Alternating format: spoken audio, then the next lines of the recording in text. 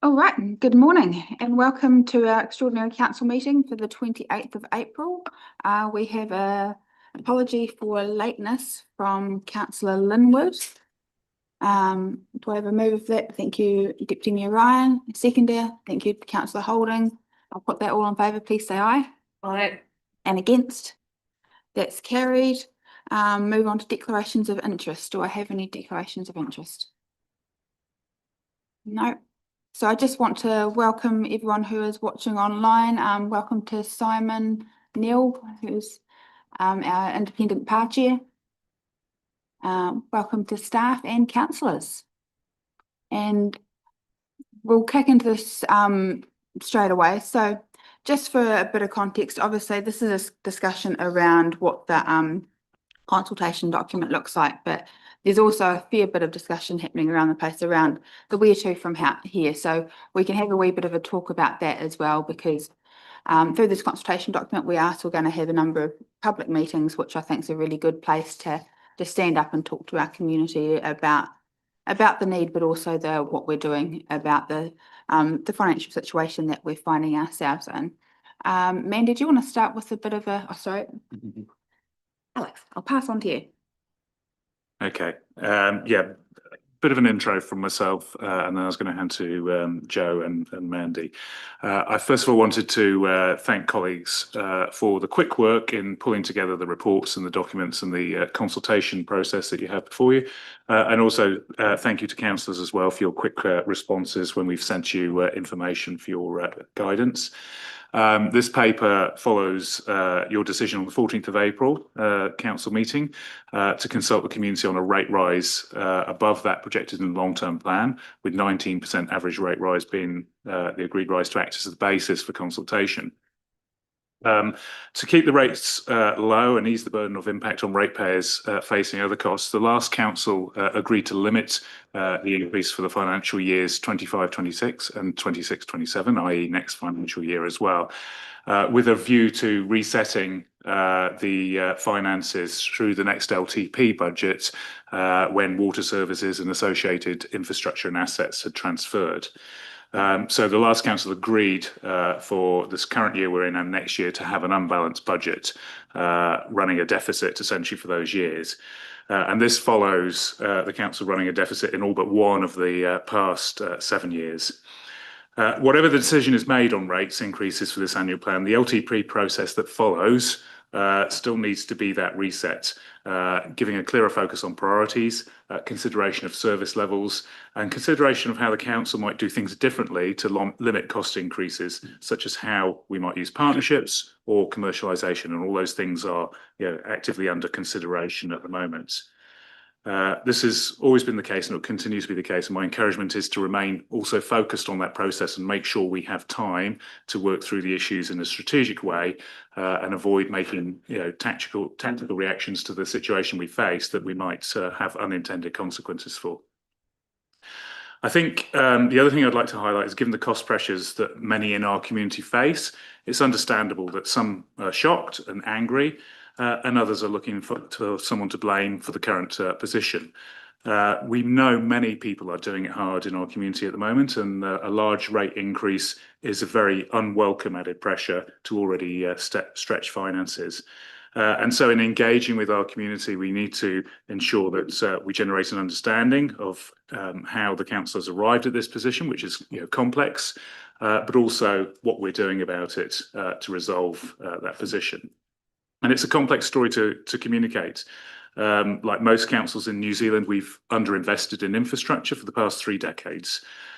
This was well-intentioned to keep rate rises down, but now is the time when we're being required to catch up. And it's interesting, a report in national media last week that councils across the country need to spend more in the next 10 years on water infrastructure alone than they have done in the whole of the previous 125 years. And we are one of those councils. Our programme is more than $250 million of investment that's required to both catch up on replacing ageing assets and to meet what are higher standards for water and wastewater. And our capital programme is 5 times larger than what it was 10 years ago. At the same time as having to spend more on infrastructure, we're doing it at a time when costs have increased massively for councils. We know in the last 3 years, roading and water infrastructure costs 30 to 40% more than it did in the years before. And on top of this, insurance and energy costs are going up massively, and we're facing a skill shortage still within the country, which means the skilled staff we need to deliver that bigger program, that almost 5 times bigger program, are more expensive to attract. I think it's also important to recognise that, we've had to spend money on things that have been given to us by governments and Parliament, the so-called unfunded mandates. And this has been a picture of the past 7 years as well, which was alluded to in previous LTPs and annual plans, including aborted work. How much money did we spend of ratepayers' money on Three Waters reform, affordable water, and the previous RMA reform? And on top of this, we know sections of our community consistently want us to do more as well. And I expect that will be part of this process of consultation. We will still have requests for us to put more money into things. So as I say, we've consistently signalled this to the community. And if you look back at the 2021 long-term plan consultation and the document, the introduction there and all throughout the document talks about the cost increases, the more we're being asked to do, the catch-up in infrastructure investment, and that rates will need to increase. And this has been repeated consistently through annual plans and LTPs since then. But with best of intentions to cushion things for ratepayers, recognising that they're doing it tough, councils have consistently kept the rates levels increase below that was projected within those LTPs. So in summary, we're in a position that's complex. It's decades in the making due to underinvestment in infrastructure with a view to trying to keep the rates down. And we're now in catch-up mode, having to invest more at a time when everything is a lot more expensive. And at the same time have consistently kept rates down. So my caution to you really is around the consultation. And I said this when we were considering it, is there'll be an expectation that you can bring the rates down from what is being projected in there, because that's consistently what councils have done. Not just this council, councils up and down the country. But in terms of where we're at in the process, your room for manoeuvre within this annual plan process is limited due to timing and legislation. The legislation says that if you want to change service levels from what's in the LTP, then you need to consult on that, and depending on the level of change, you're looking at an LTP amendment. We simply don't have time to do that before you need to set the annual plan. But we do need to make sure that we look at those things through the LTP process. And in terms of the capital programme as well, the last council went through that line by line many, many times in this room. And there is little room for change within that, if any at all, most of it being tied to our water services delivery plan and the rest within the roading areas. So clarity of message to the community is really important in terms of where we're at, but also understanding the scope for movement that the council has. But within this annual plan cycle, but all feedback should be welcomed and fed into the long-term plan process, which is where we can really make some changes. Joe, would you like to add to that? Thank you, Alex, for that introduction. So I just want to acknowledge that the paper that you have before you very clearly frames the context that you're being asked to consider. And I just want to congratulate the team on pulling together such effective information so quickly. So there's 4 key elements here: the legislative obligations under the Local Government Act, and of course, supported by the legal advice that we received, the intended scale of change from the long-term plan has guided us to undertake consultation with very, very tight timeframes. The community context, we recognise that you are the ones that will have to front these decisions with our communities at a time when, of course, the cost of living pressures are significant and many geopolitical factors are actually in play which impact us all. The financial reality, the cost of delivering services and maintaining infrastructure now materially exceeds what was assumed in the long-term plan, and a 19% rates increase reduces the deficit, but we all acknowledge that it does not resolve it. And substantially higher increases would be required to actually achieve full financial stability. The forward planning context. So this is so important. The consultation sits alongside the early stages of the next long-term plan, which was a significant focus for myself and the team, which is now essentially on hold so that we can focus on this annual plan consultation. So it means that our engagement with our community may directly influence their willingness to participate in what will be a longer-term direction setting for council, recognising that consultation fatigue is actually a risk through this process. The level of concern and frustration arising from the process may impact their appetite to engage constructively with the long-term plan, and we really want to ensure that that's done in a very constructive and considered way. It's absolutely critical to ensuring that the community's voice is reflected in council's future planning. So with that, I shall hand over to the team. Thanks, Mandy. Thank you. So nothing really much more to add from me. I think they both covered everything pretty well. But just for your information, I have put on your tables today an additional 2 pages of supporting information that will be on the website as well available, which is just a collection of essentially media releases that have already been put out there, our pre-consultation website that's been built already. And yes, so I just wanted to make you aware of that. So happy to take any questions. Thank you, Mandy. I do want to echo, obviously, we decided a bit later in the piece to go out to consultation on the annual plan, and there has been a huge amount of work to pull that together. So I do want to thank the team for the hours I've put into that, and councillors for the speed that they've done things as well. I'll open up for questions. We'll start there. Do we have any questions, councillors? Councillor Hopkins. Thank you, Madam Chair. Yeah, just in terms of some of the information here, I'm anxious that it may create false impressions in some cases, but there's a reference on page 10 to the fact that $9 million worth of 3 waters projects are not being or aren't depreciated. But what this document doesn't say, and I think it might be helpful for the community to know, is that they are being loan funded, are they not?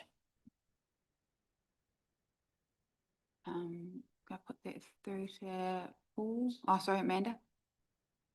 So the 9 million of Three Waters depreciation is all depreciation on all Three Waters assets. So a lot of them will be also loan funded because a lot of it has been built in recent years. Some may not also be loan funded. We decided to put it across the whole board of all Three Waters assets last year. Supplementary, if I may, it is correct, is it not, that using loans to pay for capital works is one way to exempt oneself as a council from the obligation to depreciate.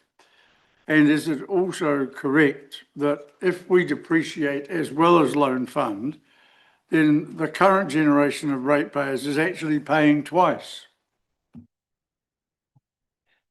Yeah, you can see it that way. If so that's for the assets that we're currently building or we have recently built. If we're loan funding those, which we have been in recent years, then the ratepayer is paying the interest on that loan, and then they're also paying the rates as well. So rates to put aside for future depreciation to replace the assets in the future. And I guess just to add to that, Councillor Hopkins, there's also just back to that argument of kicking the can down the road. We can always find reasons not to depreciate things. And in the 19% that we're talking about, we're not talking about reinstating depreciation. So, you know, we're still kicking the can down the road. But I think we need to recognise that there's somebody at some stage that's going to have to find the funds to, you know, do new builds on that in the future, and we're not going to have the funds. So we're making a decision there, and we've got to do that mindfully, not try and find the reasons why we aren't, because I think we're able to do what we're doing. It's quite legal, so taking your point on that, but we need to recognise that it does have an impact. I would probably want to challenge the proposition that we're kicking the can down the road if we are loan funding now. I mean, I don't want to have an argument with you, but I believe we could adopt a policy whereby the policy going forward is that capex projects are either loan funded or depreciated, one or the other, because there's an issue of equity that I don't think we've discussed at any point in recent years. There absolutely is, and I think that there is an argument that we could understand better through our waters which ones are currently being loan funded and which ones aren't. But I'd say a huge amount of our current depreciation spend is not loan funded at the moment. So I don't think it would ultimately change the picture hugely. Yeah. Councillor Lewis. Thanks, Madam Chair. On that note, with regards to that 9 million of depreciation funding, with that being water infrastructure, which is going to be passed over to Southern Waters, is there any benefit to us actually doing that depreciation as it stands at the moment? And are we any clearer as to what the plan is for Southern Waters and the other councils with regards to that depreciation?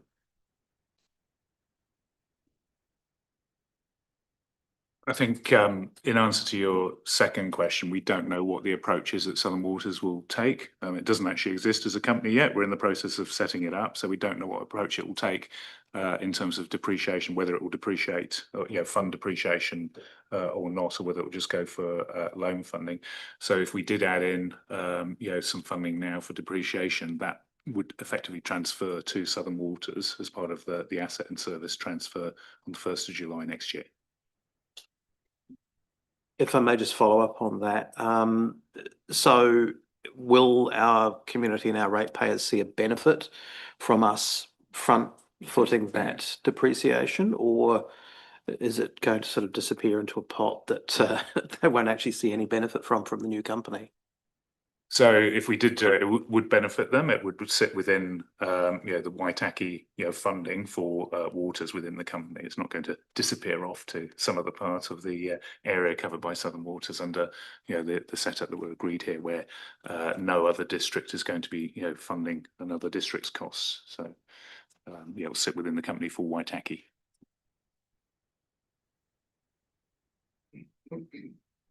Right, is there any other questions, councillors? Councillor Hopkins. Yeah, look, just a couple of more questions. On page 17, there's a reference to the $15 million worth of carry forwards not completed as planned in financial year 26, and 12 million additional projects largely due to WSDP requirements. How does that 15 million compare with other years in terms of the magnitude of the carry forwards? And when are we going to see the council resolution that I think emerged after a vote proposed by Councillor McCone, I think 2 years ago, that if we were to bring carry forwards into a budget, we would only do so having deleted an equivalent amount of other work. So the 15 million would actually not be added to the bill, but it would be, it wouldn't have any total, it wouldn't increase the bill to any extent at all. The other... Councillor Hopkins, I'll just let that one be answered first. I'll take the second part first, because I think there's a misunderstanding. So the process used to be that council set a budget through the annual plan, and that at some point later in the year it agreed some carry forwards as well from the previous year when they were known, and that obviously then added to the capital delivery programme for that year. And this increasingly had happened and made the programme essentially undeliverable. And so the reset process, which was the subject of that resolution by council, was that any carry forwards or potential carry forwards get identified earlier and be fed into the budget process before the annual plan or long-term plan is set. So essentially we're following the process that council set. whereby it's fed in before the budget and annual plan is set rather than after. That makes sense. My recollection quite clearly is that Councillor McCone, and he can confirm this if he wants to, actually moved that there be no overall increase in the budget, and that if there were $15 million worth of carry forwards agreed to, $15 million elsewhere had to be removed from the budget. If I can just respond to that one there, Councillor Hopkins. I think where it comes a little bit unstuck is in the water services delivery program, when there's an increase in the requirement of what we put into the budget for the annual plan moving forward into next year. And so because there's an extra $10 million in capital expenditure expected from essentially DIA asking us to do, then on top of what we haven't done that has now got timeframes that we need to work to within the water services space, we've also got an extra 10 million. So I guess it's doable when we don't have to do the work and we're making choices around it. A fair bit of our capital program we're looking at the moment is sitting either in the roading department, which we need to do a lot of that spend, or it's sitting in the water department. There's very little else that's discretionary that we can pull out of our capital program. So it's just being aware that we can make these rules, but then when we're trumped by what's required in our water services delivery plan to meet our legislative requirements, then it becomes a lot more challenging for us to do that in a blanket way. So we come back to the table with budgets explaining what's being done and what needs to be done through that space. So I will pass to, what was that, sir? I'm not sure whether it's the first part. Did you want the first part? Amanda, or part? You've pretty much answered the first part anyway, but the figures are quite comparable. The carry forwards from 24 to 25 was around 14 million as well. And then last year from 23 to 24 was 14 mil, and 24 to 25 was about 10 mil last year. And then Alex has outlined that the process is if we capture these all in the budget before we approve it in June, and we don't have to come back in July and August and add to the budget. But the fact that we have had carry forwards of that level in previous years, and now we're, as the Mayor has pointed out, we're reaching these deadlines, and we have a water services delivery plan that hasn't been approved, that's on the table, and they've asked us to add even more. There's 10 million extra that we've added. We've had to add the carry forwards in, and we can't. There's just nothing to take out. And you may recall through the LTP process, the waters and infrastructure teams came here, and the initial lists that they had for waters alone were 30 million every single year of the 10-year plan. So it's just taking us back to that level that they said we had to do last year, and it was hard work to reduce it to that 15 mil in the 27 long-term plan anyway. So it's just putting it back to the level that they recommended, the level the DIA's recommended through the water services delivery plan. Thank you. Councillor Thelnan. In my view, one of the biggest risks we face at the moment is the debt cap, 175%. How close does each of the three options forecast us to get towards the debt cap? And could we have that in the document for the public as well? So it's in this it's on this page. So page 17. If we increase it, I think this was increasing it to the 19% as recommended, the debt benchmark will be 166%. So I can do different scenarios if revenue, because it all depends on the calculation is borrowings over total revenue. So if we increase our total revenue, that does give us more capacity. So I can play out the rates increases at different levels to see what that would be. But yeah, on this page 17, it outlines it's 166%. And then yeah, that would be really good for the other options so people can compare.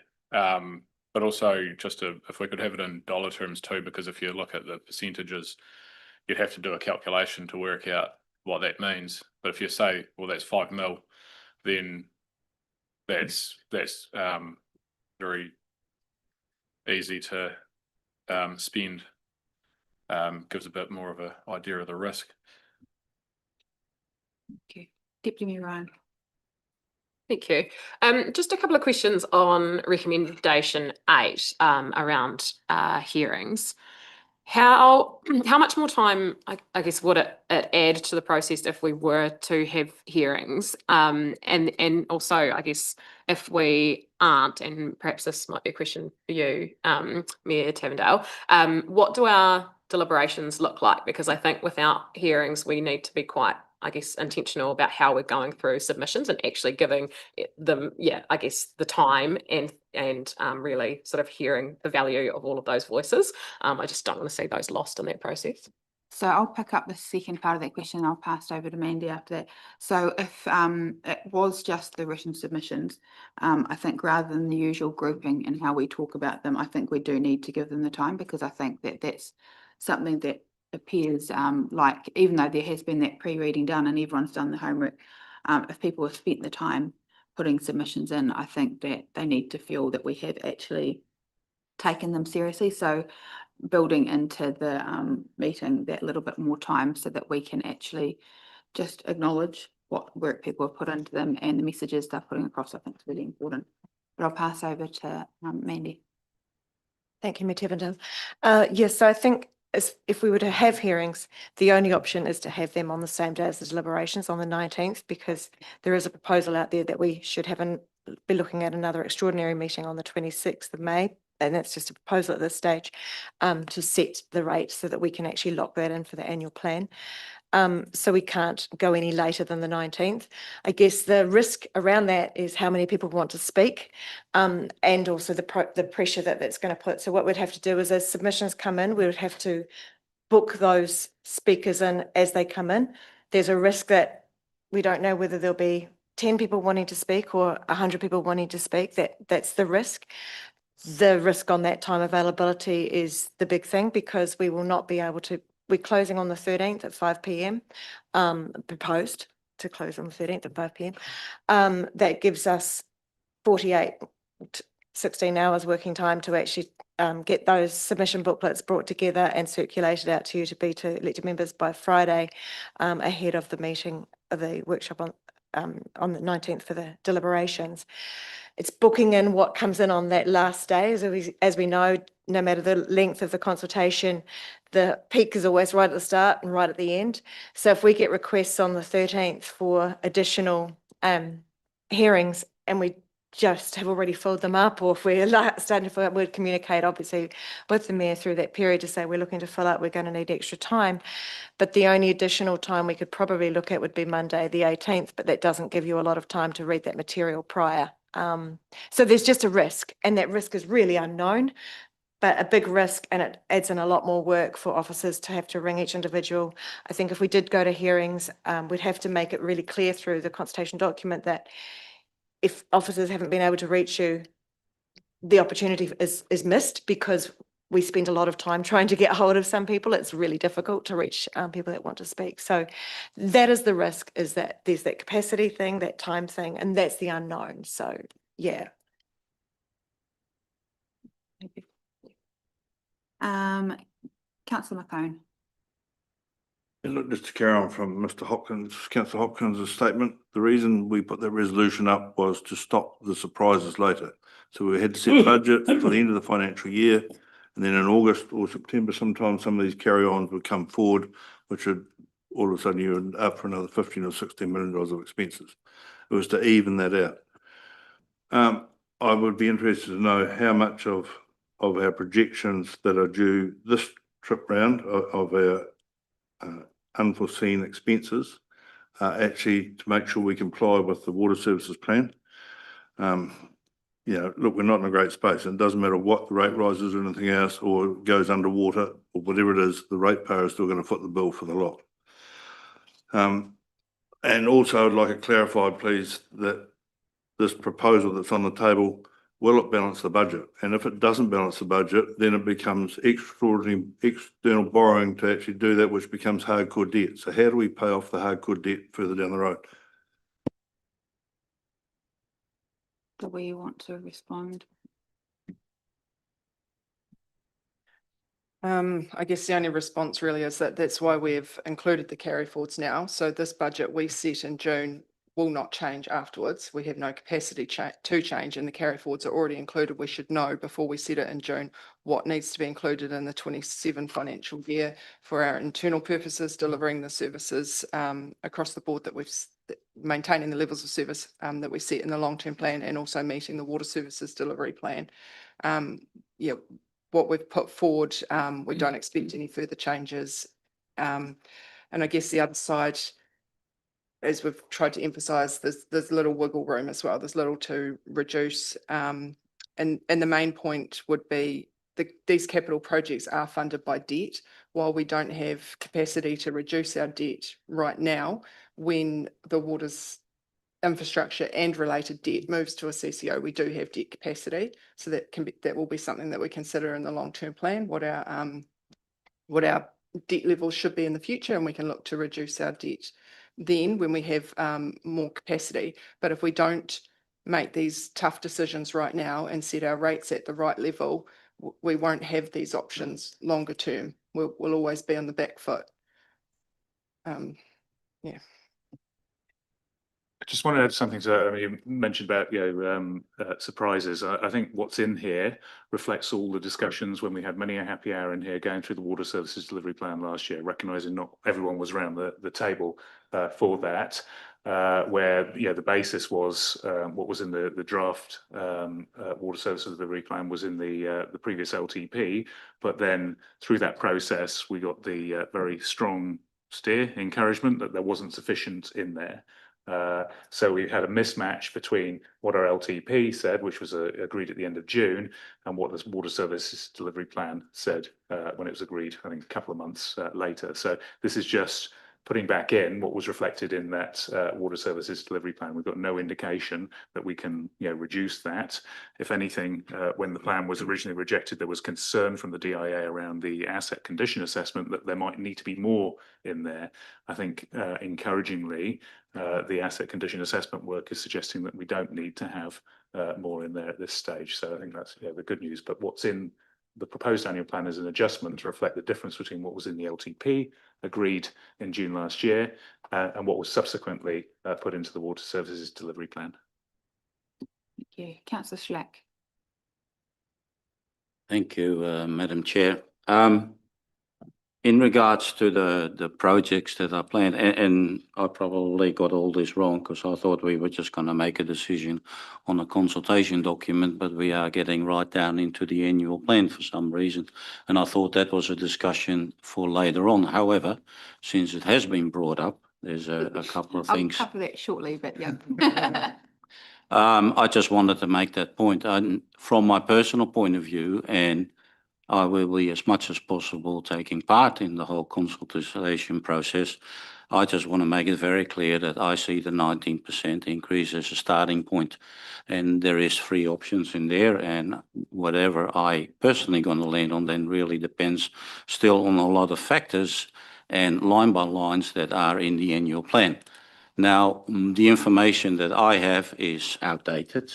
I believe it still needs another few projects have to be put in there, but I actually done a review of all the 3 waters projects.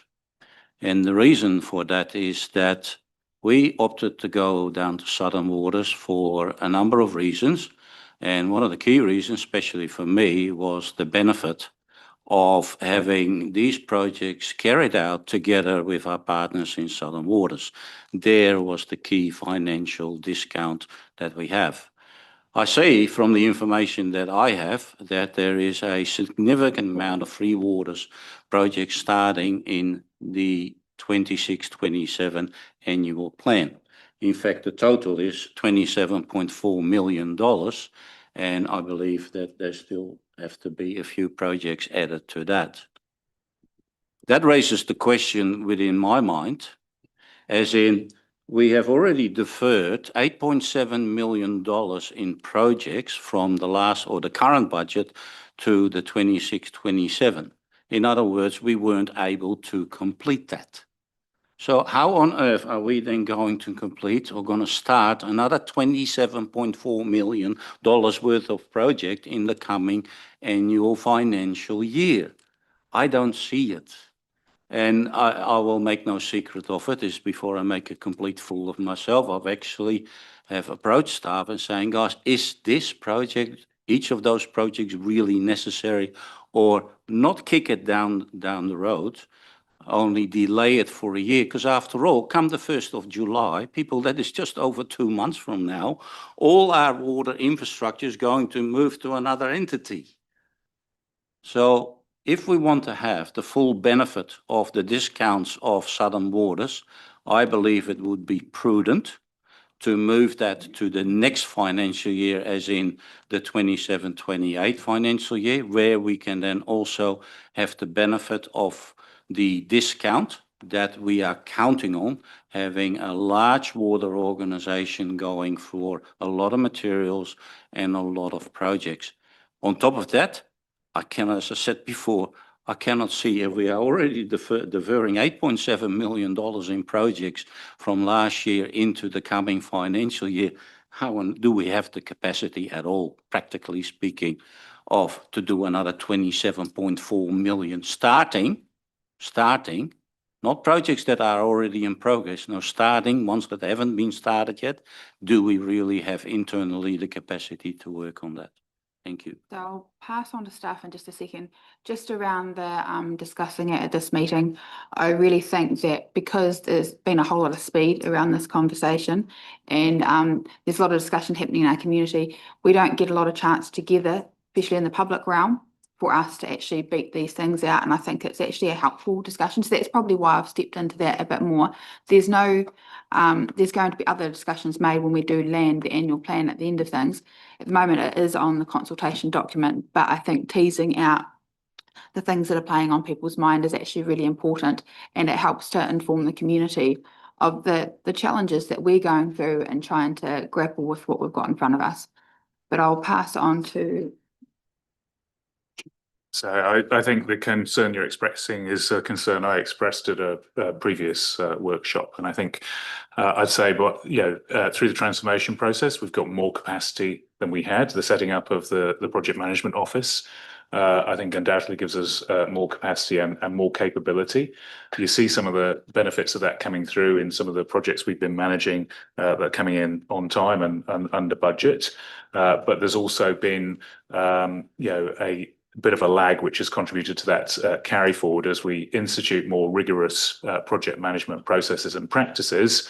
Those have taken the time to work through and have meant that, we've been probably slightly later starting some of those projects on the ground than we anticipated. So that's contributed to the carry forward. But my real concern is that, we have a project, a capital program that is bigger than what we sized the team for.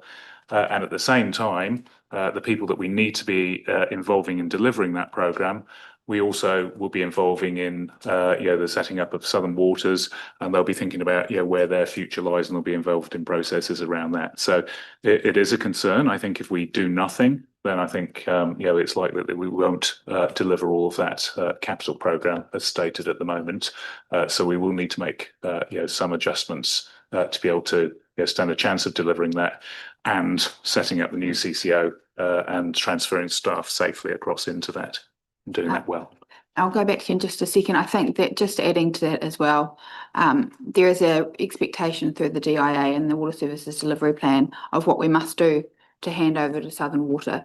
And I totally take your point, because for me, it seems absolutely counterintuitive that we do a massive body of work before we hand over to get the scale and the things that can help make some of our decisions and our work programs more affordable for our community and more viable when it comes to the work program. So it's not sitting well with me on that one either. And I do think that there's a risk that we may not be able to make that work. And we've probably got to unpack what that means. It's probably something that we haven't covered off well enough on what happens if we are not able to do it, and where the risk lies and what that actually means on the ground. But back to you, Councillor Schlack. Thank you, Madam Chair. Yeah, another key point that I haven't mentioned of concern is that a big positive that can come out of and will come out of Southern Waters is that we're going to end up with a water infrastructure for our sons and daughters, the next generation, that are very similar, which then in the future will be far more cost effective. If we're now going to start projects, I keep emphasizing those points. I have picked out projects that haven't even started in this current financial year. Yeah, if we are going to go our own way, and that is different from Southern Waters, that is actually going to be counterproductive and counter to the idealism of Southern Waters in the first place. And I think that should be kept in mind. I take Mr. Parmley's comments by heart, and I won't really argue with that, but I think the people that are best placed to say whether those projects can be delayed, and only delayed for a year, that's all that I'm requesting to look at, not demand, but question staff to look at only by the year, so that they can actually be started by the CCO that we have formed for that very purpose. Councillor Amanda, do you want to respond to that? I just wanted to let you know we have another workshop briefing. Yeah, so on the 5th of May. Is it a workshop or a briefing? We have a meeting on the 5th of May, and some pre-reading for that will be the long-term plan listing just for the 27 financial year. So it'll have all of them listed and exactly what the carry forward is, and the extra 10 million of projects that have been added from the DIA. So that'll be well documented, so you can see, and I'll also add a column in there about the necessity and the urgency of it. So a lot of them have legislative deadlines by the end of this year and that sort of thing. So I'll put that all in that one sheet for reference for the 5th of May meeting. Thank you. Now I've got a few waiting to talk, and then we are going to have to go back to the discussion at hand on the consultation document. But I've got Councillor Lewis, then Councillor Fanini Ta'iti, and then Councillor Hopkins. Thanks, Mayor Tannendale. A question, I guess. Actually, before I start, I would just say I echo Councillor Schlack's comments on that. I think, given the pressures, and we're not unique with this, it's across the country, those sort of time constraints and things. And I think, you know, if there is the ability to have a slight pause on things, just from an infrastructure and practicality perspective, it's a difficult sort of thing. Everybody's trying to do the same thing at the same time, so that adds complexity and pressures. What I was going to ask, and through the chair, it's possibly a question for Mr. Hope or for Amanda. With water coming out of our rates income going forward, when we hand that over, our rates income will reduce. How is that going to impact on our debt ceiling as we move forward? Are we going to still have enough room for operation with that coming out? Yeah, so there's a graph in the long-term plan, I think it's included in these slides, that shows the long-term view of the debt, page 14. So the debt affordability benchmark is definitely well within the thresholds. So our revenue decreases, but our debt decreases at a higher level. So it looks a lot better in the long term.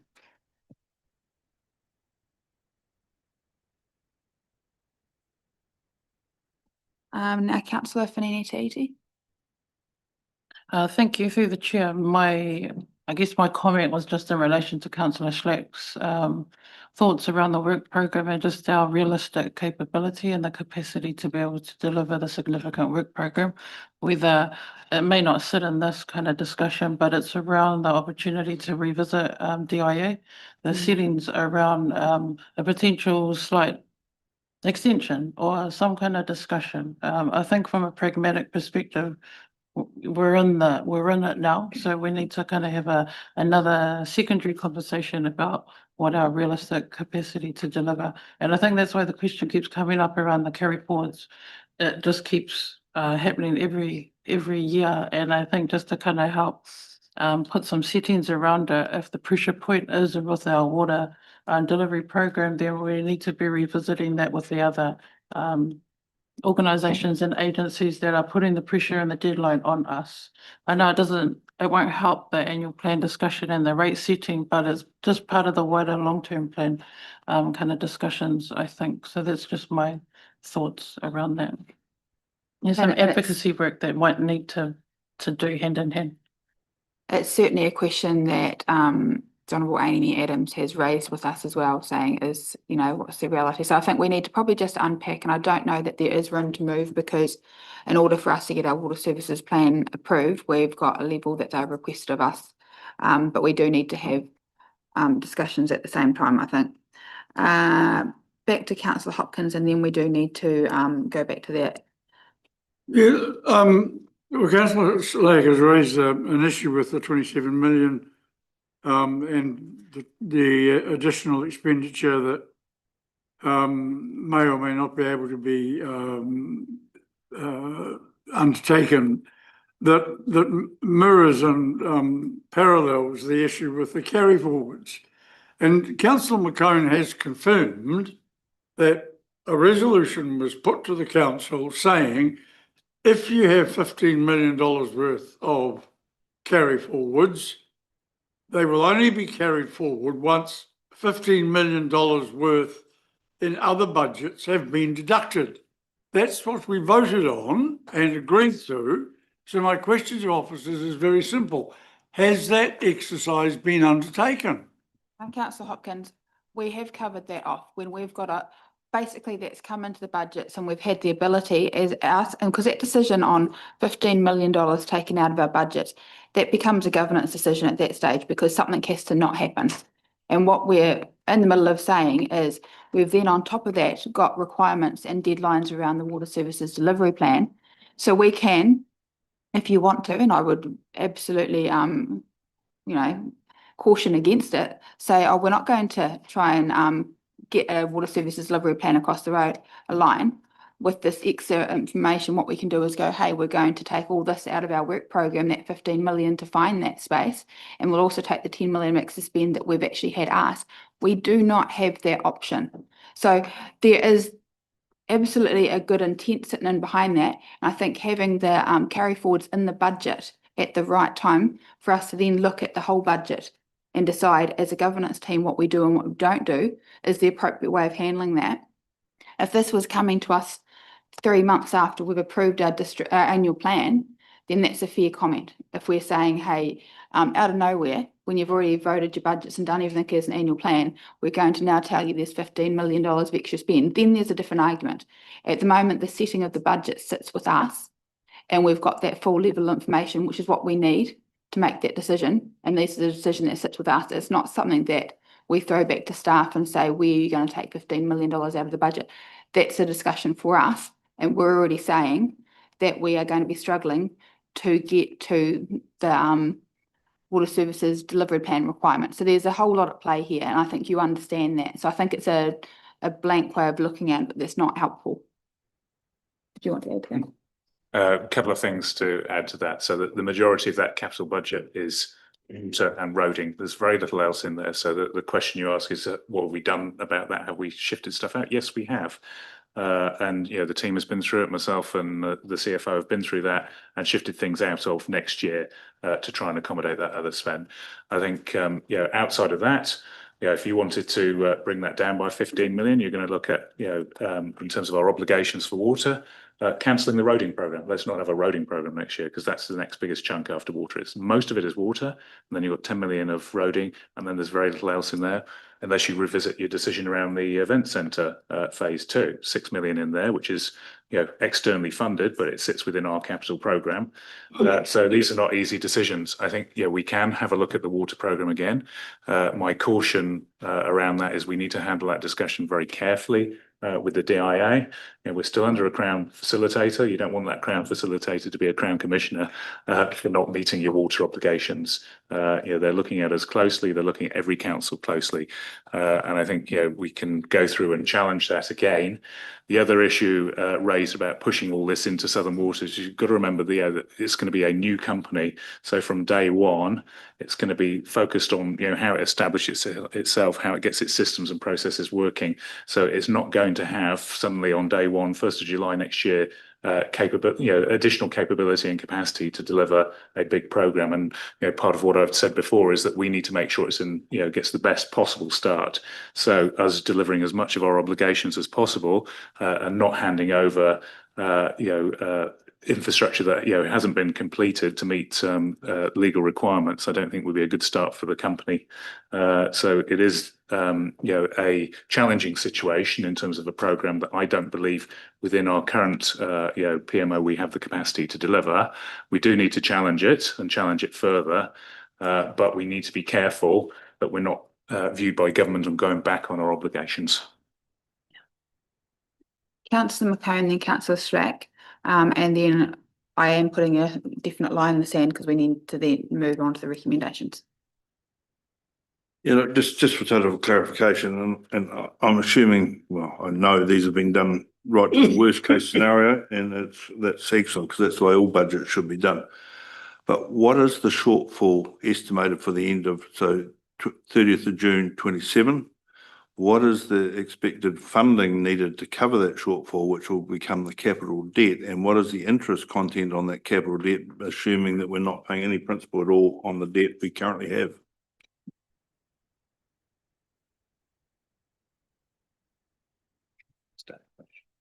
So the shortfall with the 19% rates rise, we still have the 9 million of unfunded waters depreciation. We aren't debt funding depreciation, it's just not funded that year. So we're not putting aside money at all into the reserve. So that means when we need those reserves, that there's no money set aside. But we don't need them at this point in time because we are debt funding our significant asset renewals as well. And then your other question about interest, is it in here somewhere? Should be a page. One of the slides will have the interest cost. So the finance costs were 4.5 million forecast for 2027. So if we have the extra, it won't impact 2027 too much. The interest costs won't come on board until the following year when the significant increase in CapEx is built. So if we're proposing a $30 million increase in the 27 year to a CapEx program, the interest costs will increase in the future years because of that. It won't hit the 27 financial year significantly. It'll depend on timing of projects and things, but it's around 4.6 million in 27 for interest costs. Did that answer all your question? I think so, as complicated as this can be. Yeah. Finally, Councillor Schlack. Yeah, just basically following up of Councillor Hopkins' comment and your response to it. I totally support that the ones that have to give the information that we require in terms of looking at every project in the annual plan for next financial year has to come from staff. So I have asked staff, I've sent them a spreadsheet that says all of these projects have not been started yet. So first of all, I want to clarify, I do not support that any project that has already been started should be stopped. It should be completed. So that includes that $8.7 million that is in water infrastructure is actually brought forward to next financial year. I would like to see from staff that information in the water infrastructure projects that are proposed to commence in the 26-27 financial year, that they can be delayed for 1 year. Now, and I take on board what you say, Mayor Taverdale, and I agree. Amongst those will be projects that have to be concluded because of instructions from the IIA. But I just want to remind everybody, we've got hundreds of millions of water infrastructure projects in our water service delivery plan but only about, and take a figure here, which is approximately correct, is about $32 million, which is to actually meet the parameters that have been set. So those are the projects that we have to. There's a lot of other projects there that have to be done, but not as urgent as those particular projects that, particularly under direction of Tomato ROI, have to be executed ASAP to meet their water parameters. Thank you. What we'll do is have a look into what that breakdown is, and I think that's a fair minute information to come back. The only other thing I'd like to make sure we understand before we do make a decision at the end of all this on the annual plan is that where the cost falls kind of breakdown, because I think obviously we've got our farming community that tends to pay a higher level of rates, so understanding what that implication is on them. You also have some of the people on fixed incomes and people on, you know, lower incomes within Wamaru here that are worried. So I think we just need to understand, is there a space in our community where some of these costs are going to fit, where the increase may be a lot higher than the 19%, for instance, that we're talking now, where in other places it might be lower, or is it evenly spread? So are we able to find a bit more information out so that we're making that decision with a clear understanding? I'm looking to you, Paul, sorry. Yeah, as part of the process, we could work up some example properties. But yeah, it is something that we'll need to discuss further about which rates, yeah, as you noted, which rates will move more than others. So yeah, the biggest difference is whether how much goes into the fixed charges, how much they increase versus the capital value rates. So that's the primarily the roading rate and the district services rate. How much you put into the capital value rates versus how much you put into the fixed charges. So we could do a wee bit of modelling on that and come up with some example properties. Thank you. Councillor McCone is staring me down, so I'm going to throw it to him. He's under notice. Just one very quick point, Paul. That is per rate title, not per rate payer, that those numbers will be done across. So it's per title that the valuation is done. No, so saying so with the fixed charge, most of the fixed charges are actually done on separately used and inhabited portions. So a farm could have, or a commercial property can have multiple separate parts, where it's a household only has one, and you know, so that's contrasted to the properties that have a value attached to them, and then the rate set on the value. So we don't do any, pretty much don't set any rates just purely on the rating unit basis. Thank you. Councillor Holding. Thank you. Sorry, I was just a thought while we're having this Time, just conversation. Yeah, I think the CD document here is pretty clear in the structural reality that we face. But one thing I just heard we're missing, we're not the parallel work that's happening with reforms. Is this an opportunity to have that in this piece with our conversation with our community of what's happening? Because there is sort of new funding and financing tools and these agreements with the successive governments that the rating system is not currently probably fit for purpose. But is it a good time to bring that other body of work into the conversation? That's a good question. I don't think it is the right time because I think we're still unpacking what that means and what's actually going to fall into it. It's a long-term plan discussion because I think what moves on from here isn't just what's going on now and where our cost drivers are. It's how do we now move our community and our council into a space where we can actually manage those, and how can we do a lot more than the funding that we have. What does the future look like? Who do we work with, or what can we do to try and share our costs a whole lot more so we're not having that same issues that so there's a whole big piece on what does local government look like, and there's a lot of thought process on it. It's a bit much to unpack within our annual plan now, and I think that's where that whole long-term plan, take water out of council, what does council look like without it, and then how do we become more financially sustainable sitting potentially outside of the rates space, you know, is there a commerciality sort of aspect? Is there a working together with other councils, cost savings? You know, what does that look like? But yeah, I don't think we're quite ready to head into that, but I think it's a conversation that we need to publicly have often until we land somewhere in the next year around the long-term plan setting. So it's a good question. Right, look, going back to the recommendations, and perhaps we do them one at a time. Question regarding the document. Yes, you may, Councillor Hopkins.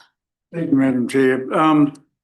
Just invite officers to respond. I wonder if on the second page of this document, which is 32 of our agenda, there's a sort of a headline or a highlighted paragraph. The options below address this deficit between minimum recovery to full cost recovery. I don't understand that, and I wonder if it could be rewritten or modified. I think the first sentence in the second paragraph is awkwardly worded, and I'd propose a simpler version. In the middle paragraph, there's a reference about 2/3 of the way down. Rates are council's major source of income.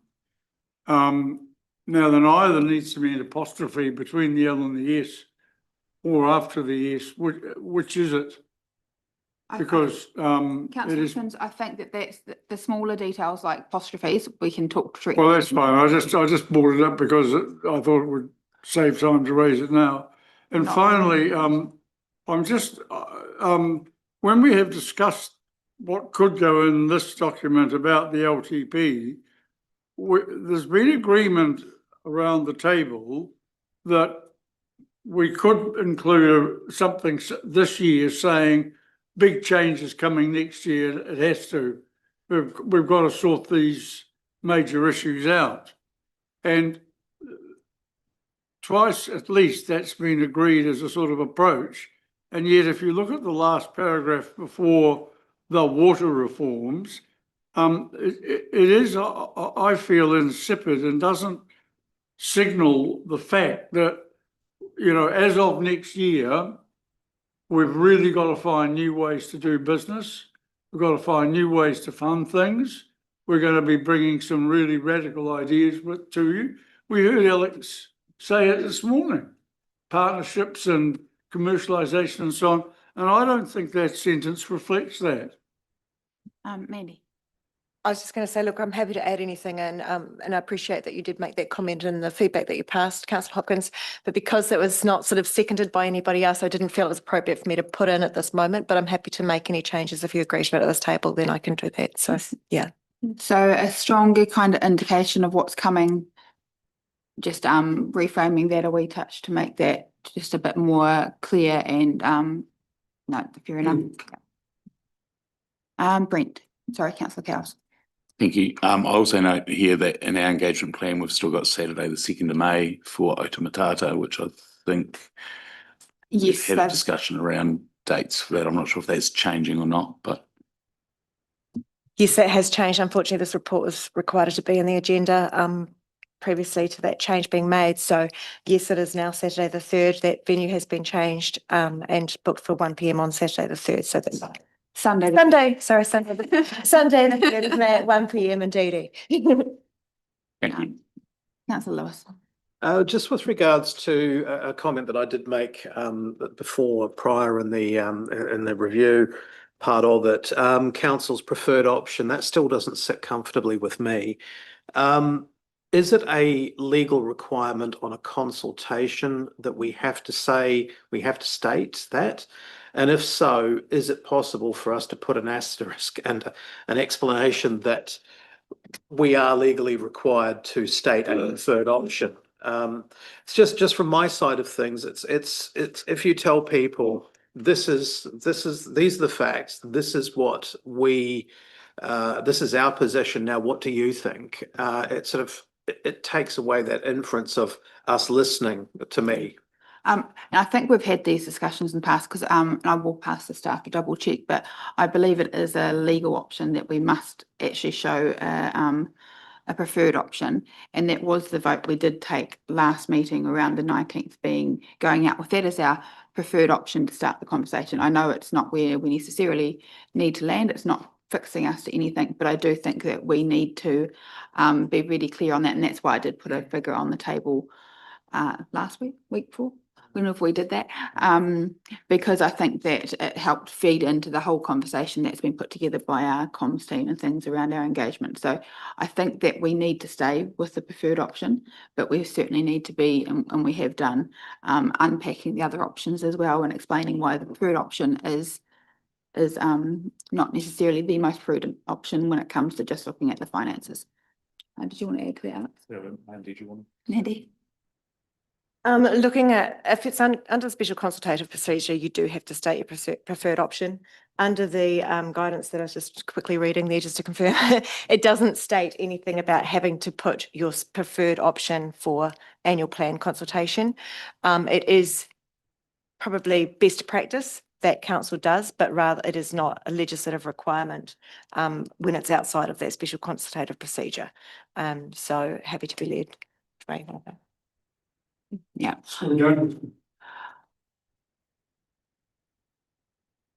I guess it's probably an arguable point would be probably the way of putting it. And I think that sometimes when we have had a vote and put that on the table, I think it remains clearer if we stay there, because that's what we have talked in the community about already, that's what we're going out to the community with as our first option, but there's certainly a lot of other information around that as to what the other options could be. So it's not a comfortable one, but I think it's probably just prudent to be leaving that in there at the stage. I would recommend, unless there's a massive pushback on that. Madam Chair, Councillor Hopkins. I would like to move an additional motion, worded as follows, that the consultation document does not include any preferred option. Okay, do I have a seconder for that?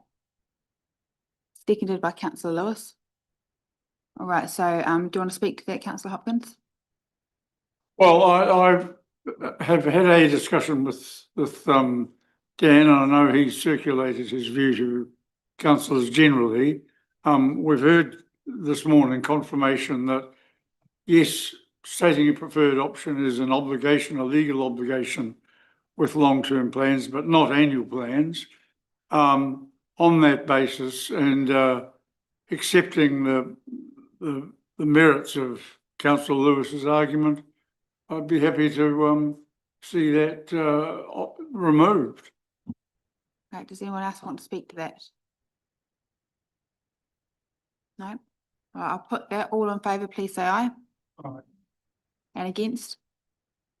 That's carried, so we won't have a preferred option stated in the annual plan document. All right, so now I'm going to move on to, first of all, recommendation 1. So agrees the operating budget as summarised in attachment 1 plus any amendments and additions to the schedule agreed in this meeting. So sorry, page 5, down the bottom of page 5, looking at the recommendations. Do I have someone to move recommendation 1? Moved Councillor Linwood. I have a seconder. Seconder Councillor Holding. Right, any commentary on that one? All right, I'll put that. All in favour, please say aye. And against? No. That's carried. Are you comfortable with who with the votes there captured, Arlene? Thank you. So number 2 is probably where we came a wee bit unstuck, because we did have a proposed level of rates increase that came through with the discussion last meeting.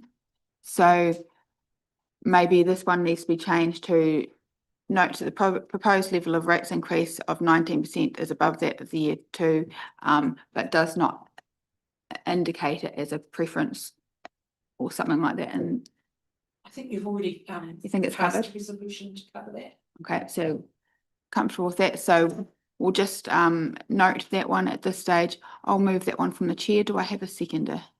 Councillor Lewis. Any discussions on that one?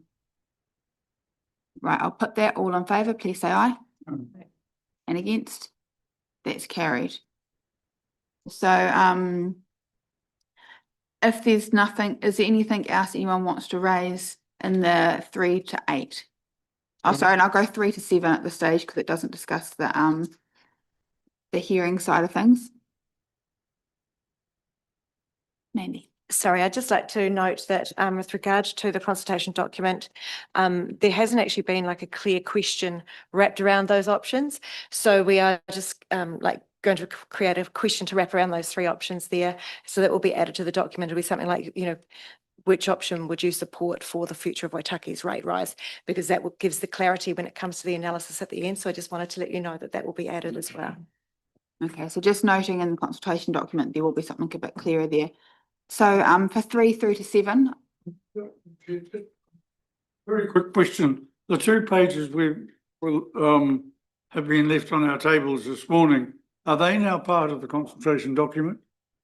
No, sorry, Councillor Hopkins, as mentioned before, they are part of the additional information that will be available on the website. right, so I'll move from the chair 3 through to 7. Do I have a seconder? Deputy Mayor Ryan. So any questions on 3 through to 7? Right, I'll put that. All in favour, please say aye. And against? That's carried. So now moving on to the number 8 around the formal hearings portion. Do I have a mover on that one? Moved Councillor Schlack. Do I have a seconder? Councillor Thowning. Right, any questions or discussions on that one? Councillor Hopkins. Yes, well, I raised the, or expressed a concern about this when we had the document circulated for prior consideration. And I note that Councillor Ryan or Deputy Mayor Ryan shares those concerns, or at least some of them. I think this is almost now a tradition, if you like, and the fact that we do not intend to hold hearings, but just 3 public meetings, might be seen by some in the community as us shirking our responsibilities to transparently and properly engage. I would have thought that if we managed hearings and said, right, there will be hearings, they will last no longer than, and we will come to conclusions afterwards. If that means extending the consultation period slightly, so be it. But I personally would like to see either a full or half day of hearings in addition to the 3 public meetings.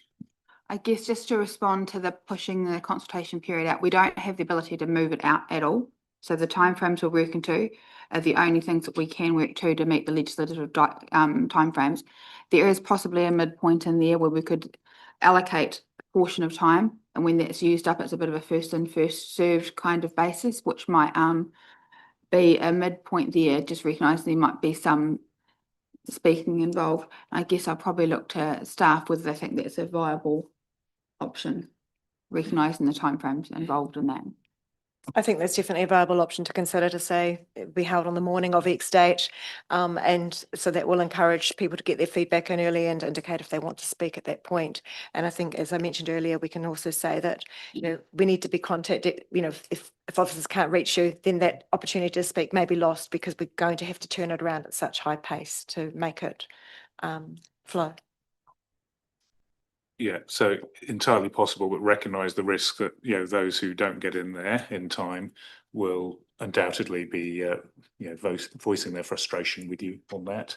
So you may come under pressure to extend that period to allow people in. That's certainly what's happened in the past.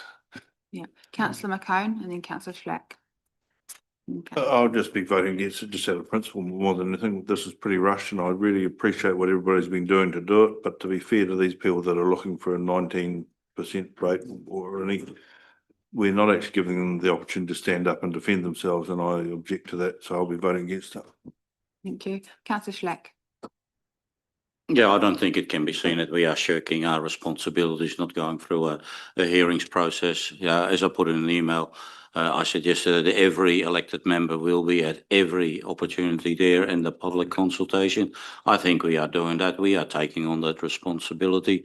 And I think it's more important that all of us, as much as is practically possible, are at these public consultation sessions, because there's a lot of people still that rather have a chat one-on-one with a councillor than rather come into a public forum like this. So I think we are not shirking our responsibilities. In fact, we are taking them on. Thank you, Councillor Schleck. Councillor Fellner.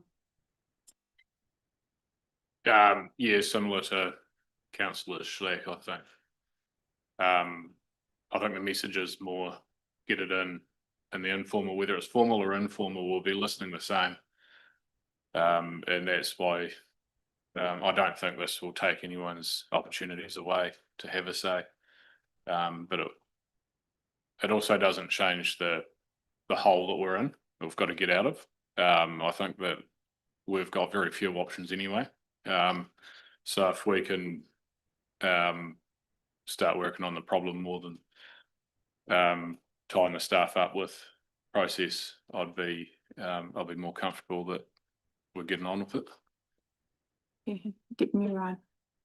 Thank you. I guess I just wanted to respond to some of the comments that Councillor Hopkins made in regard to my position, because I did express some reservations around not having hearings, but I guess also echoing a lot of the comments that Councillors Schleck and Thowning have just made, and appreciating the time pressures that we're under. If that's not the case, although I guess I would be open to some sort of opportunity for people to be heard if that was going to be possible. But if it's not, I just wanted to make sure that when we're going through our deliberations, we are really making sure that we are giving time to everyone who has taken the time to have their say, and showing, and really spending time on them, making sure that we are hearing them, and making people feel that their submission has been heard and valued, and not just feel like that we are actually doing that. All right, so just so we're clear, the motion on the table is that there will be no formal hearings, but it will be the consultation. So obviously we'll work through the written consultation. So all understanding that, I'll put that. All in favour, please say aye. Aye. And against? Yeah. That's carried. So I think that brings us to the end of, sorry. Thank you. So just looking at recommendation 2, it is actually trying to address a slightly different issue than was noted by the governance advisor. This is essentially about why you're actually engaging with the community, which is because in this it's just saying, one, I think all of the options are above what was indicated in the long-term plan. So I think it would be helpful to have essentially a slightly modified recommendation, which is essentially that all of the proposed rate increases are above that indicated in year 2. Okay. Rather than just, sorry, the other one, which is about, no, we're not having a preference, but it is still saying essentially why you're undertaking this exercise is because you're above what's set out in the long-term plan, and why you're focusing on this quite specific item. So Just looking to the governance advisor, because I'm happy to move an amendment there to clarify if we need to. Is that the best way to handle that? Yes, I would agree. Hope if you could just repeat the wording, please. That notes that all above rates increases, and then take out the of 19 and change an is to an are.